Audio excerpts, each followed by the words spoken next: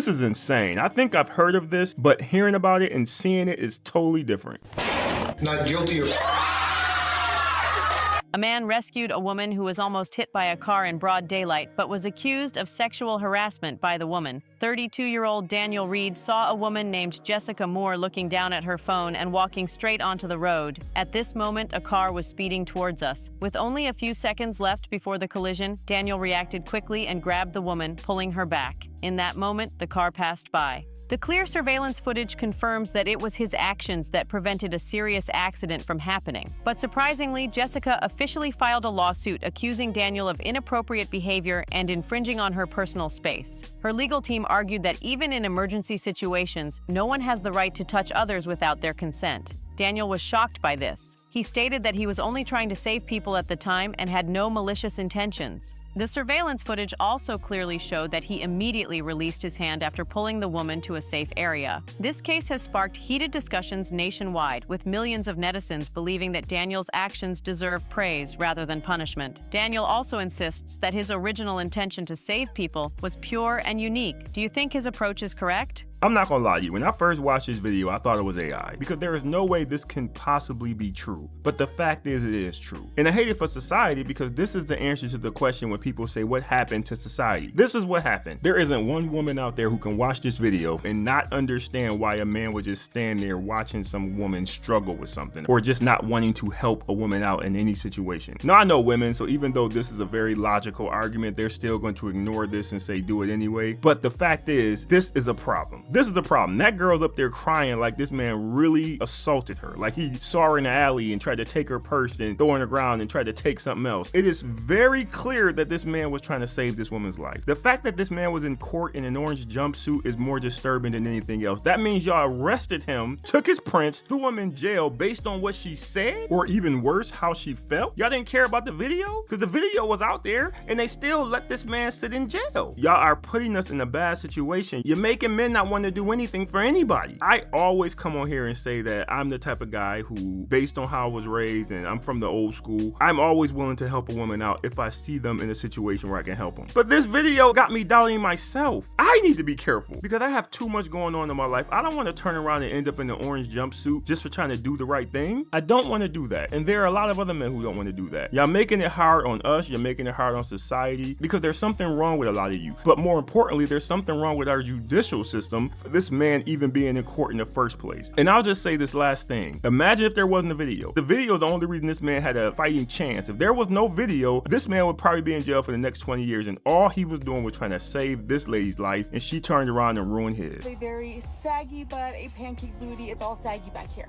The way that this just shapes everything and literally turns it into, I don't know, like, it's like magic, I think. Like a bahonk.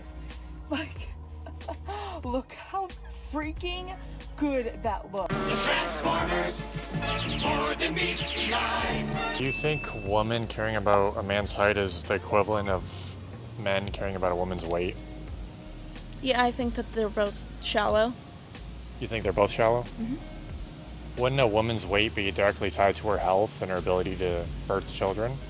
Well, if you're arguing that men are the protector, wouldn't a man's height be and his size be directly related to his ability to protect me? Yeah. No, we gonna stop it right there. A man's ability to protect you has nothing to do with his height. Sure, if a man is considered a little person and he's 3 feet tall, that's not what I'm talking about. I'm talking about a regular guy that you would consider short or just normal height, because what you women call short is normal. The average height of a man is only 5'8", 5'9". But because he's not 6 feet tall, these women consider him short. But whatever that man's height is, it doesn't have anything to do with his ability to protect his woman. There are some short dudes out there who will lay you out. Let's not even play that game. It isn't about height when it comes to men and fighting. It is about your skill and weight. This is why when it comes to professional fighting, they always have weight classes, you know, like featherweight, lightweight, heavyweight, and they also have skill levels, you know, like black belts, brown belts, green belts, yellow belts, or whatever. But the lower skill levels are protected from the higher skill levels. But you'll never see anything separating the fighters by height. Of course, there's probably some extreme examples out there with somebody being 7 feet tall and another person being 5'2". Yeah, that may be an exception, but the rule is you don't see them separating fighters fighters by height. Mike Tyson was always considered a shorter fighter. He was 5'8", I think. And he was fighting dudes 6'4" and 6'5" and laying them out because it wasn't about height, it was about skill. So that short man y'all think can't protect nobody, can't protect you just as much as a tall dude. This is just a misconception that I'm tired of hearing. The ability to protect you has nothing to do with height. There are some tall men who can't fight, just like there are some short men who can't fight. And there are some short men who can fight, just like there are some tall men who can fight. And I'm pretty disappointed in the guy in the video because he agreed with her, which further fed into the belief that this is true. And I want to just say this, only 14-15% of men are over 6 feet tall in the world. And when you start talking about 6'2", 6'3", 6'4", and up, that number drops dramatically. So the fact is 85% of the men in the world are 5 foot something. I say that to say, if this so-called short man that you're talking about had to protect you, there's a good chance he's going to be protecting you from a man the same height as him. I'm just saying. If you're a man out here who's healthy, successful, you're making good money, you don't got no kids, you out the way, you're always going to be that successful option to the women in your life. They may go out here and get slam wham bammed by God knows who, but they're always going to have you in their mind as the one who they can settle down with because you're the one that's really hustling. That dude over there that's smacking her cheeks, he broke for real. He be using her car. She be paying for all this stuff. She know you're a real man. What she doesn't understand is that on 6-0, you're way worse. The dedication and time it takes me to be this successful man and hustle and work, I'm not about to let you as some harlot come in here and reap the benefits of this. I'm sorry. So when you leave him, come on over here. Yes, let me enjoy our time together. Then get out. Nothing serious will ever come of this. That is what she needs to understand. And women don't like when we talk like that, but it's facts. Don't you fall for the okie doke, Brody. Enjoy your time with her and kick her out. And this is exactly what we are screaming online to these women who are waiting at the finish line. This is how a lot of these men think. You think they're gonna work hard, put all their money into their business, get to a point where they have everything that every girl wants, and then they're gonna just choose you because you want them?